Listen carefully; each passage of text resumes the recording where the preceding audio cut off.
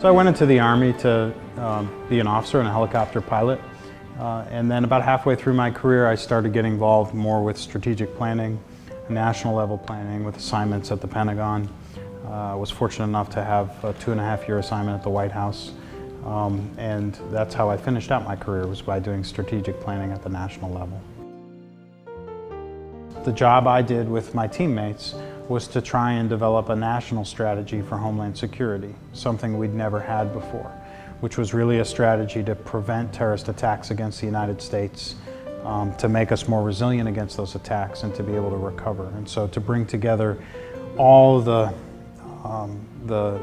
energies and the capabilities of government at all levels, the private sector, the national will, and to do that in a way that would protect the country moving forward.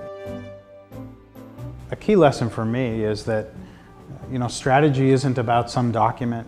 It's not a bunch of really smart people sitting in a room coming up with grand ideas about where to go or what decisions to make. It's not chess. In many ways, good strategy is about making sure that all the right players are involved in the process. They're involved in the process and committed to reaching a solution together. What is often referred to in the business community as change management.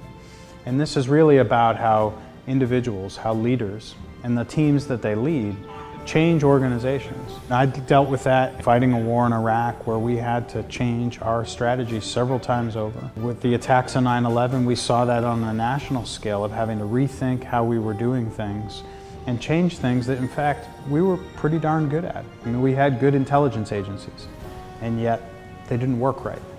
And so the process of how you take an organization or an endeavor through that to tackle a set of challenges that maybe are different in some way than they were in the past, and the leadership style and technique and method needed to do that successfully is one of the things that I explore. It's very fascinating. It's something that business leaders and leaders in all areas can learn. You focus on the issues, you focus on the facts, you focus on the assumptions you need to make and the choices you need to make to come up with a good plan. What's, I guess, empowering about the stakes is that it really motivates you to do a good job. It truly motivates you to understand how important the work it is that you're doing. But in terms of the problem solving, a problem is a problem, and you have to face it that way.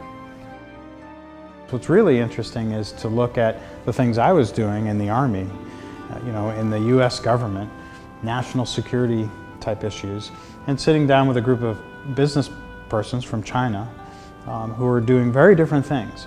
And yet the lessons, the leadership lessons, the lessons on managing an organization to attack new challenges and navigate through new challenges, and how to develop the strategies to get there. There are so much common ground and fertile ground for discussion. It really has been a unique and rewarding experience.